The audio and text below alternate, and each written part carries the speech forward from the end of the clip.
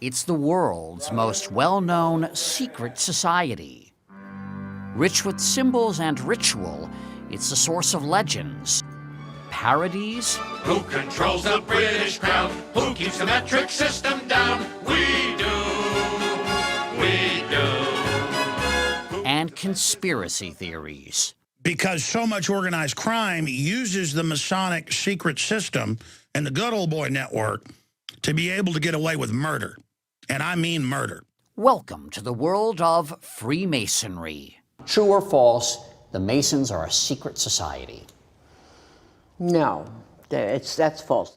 UCLA history professor Margaret Jacob is one of the world's leading experts on Freemasonry. True or false, Freemasonry is a religion? No, it's false. True or false, Masons were behind the American Revolution? False. False, false. Okay, but what about on the dollar bill? The eye and the pyramid? Yeah. I mean, that's Masonic, right? No, everybody says Masonic. In fact, it's a commonplace in the 18th century, that particular set of symbols. True. Freemasons laid the cornerstone of America. Well, at least some of its most iconic structures. So what is Freemasonry? Simply put, it's the world's oldest and largest fraternity. Its membership a who's who of world history. George Washington, Benjamin Franklin, Winston Churchill, Mozart, Davy Crockett, Franklin Roosevelt, Harry Houdini, Gerald Ford, Henry Ford, John Wayne, even Colonel Sanders. If you want to be a Mason, you can petition a local lodge for membership. You'll need to demonstrate good character and belief in some sort of supreme being. Oh, and in almost all lodges, it's men only. Next, you're up for a vote, says New York State Grand Master James Sullivan. The lodge votes to accept you, and then you have the 3 degrees that you go through. Once you earn the 3rd degree, and yes, that's where the phrase comes from, you can join any number of Masonic offshoots. Take Brent Morris. He's a 33rd degree Mason and a historian at the House of the Temple for the Supreme Council of the Scottish Rite of the Southern Jurisdiction. You know, it's that big building in Washington, D.C. This isn't like the Masonic Vatican, but it's an important building. It's an important building, absolutely right. It's one branch of Freemasonry in the United States, and that's our headquarters building. Inside, the Temple Lodge room is a stunner. And downstairs, there's this. This is the flag that Buzz Aldrin took to the moon with him. This flag, Supreme Council 33 Southern Jurisdiction, went to the moon. Wow. Now, if tiny hats and small cars are your thing, then there are the party animals of Freemasonry, the Shriners.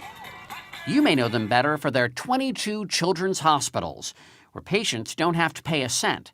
The Masons are philanthropic. They reportedly donate $2 million to charity every day. Freemasonry began in medieval Europe as a guild for stonemasons, but lived on as a social organization. 1717, the first Grand Lodge is created in London. And now there are many men in these lodges that are not associated with the trade organization. They're gentlemen Masons. They're not stonecutters. They're not stonecutters. And so something has happened. A modern fraternity has been created. It wasn't long afterward that the conspiracy theories began.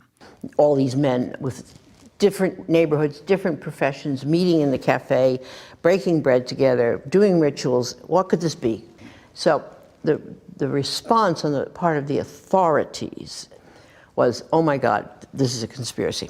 And so in 1738, Pope Clement XII issued the Catholic Church's first decree against Freemasonry, and it still applies today. In the U.S., Freemasonry flourished until its secrecy made it the object of suspicion here, spawning America's first third party, the Anti-Masonic Party. It elected 8 congressmen, but lost the 1828 presidential election to Andrew Jackson, a proud Mason. Let us pray.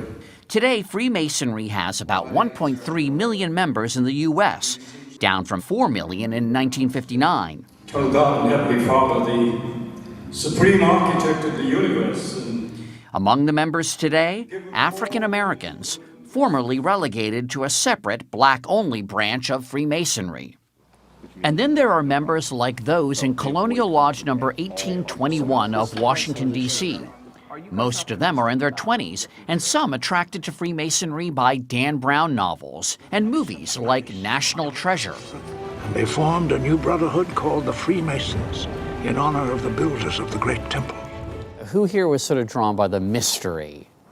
I mean, I'll confess part of it. I think it's all. Yeah. I think all it's a combination of history, tradition, and mystery as well. You know there's ritual, but you don't know what it is. Exactly. And that, how can you not be? That's alluring. Yeah. I mean, that's the reason people join Freemasonry and not the Rotarians.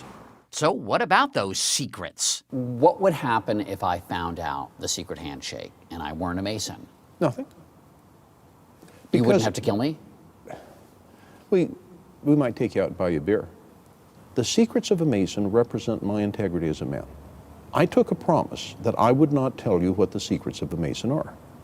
I didn't take a promise that I would care if you know what they are. Also a big secret? The meetings. No non-Masons or cameras are allowed, but St. John's Lodge number 1 of New York City agreed to give us a glimpse of one. For meetings, Masons dress up in their Sunday best and, just like the original stonecutters, wear aprons. At the center of any lodge room is an altar. And all the activities of the lodge take place about the altar. Piers Vaughn is the lodge master. Would people talk about religion here in a meeting? Absolutely not. There are certain subjects which are prevented from discussing within the lodge, and religion is one, politics is another. Religion and politics. Someone said that Masons were raised right. Yes. And then there are the ceremonies. Each one teaches a moral lesson related to the legend of one Hiram Abiff, the architect of King Solomon's temple. They can be a little unusual, as pointed out in this recruitment video. Even while blindfolded, try to concentrate on what you are asked, what is said to you, and what is happening around you. Everything will be explained to you in later sections of the degree. When a candidate comes in through the door, he's blindfolded because symbolically he's in a state of darkness, because Masonry is all about moving from darkness into Masonic light. That it's about being unenlightened and then enlightened? That's right. As for what happens after that, well, that's a secret. But for members, Freemasonry is about something much simpler. I have met a group of men that I enjoy being with. These are people that I go out to dinner with, we socialize together. They're guys I like to hang with. They're my friends.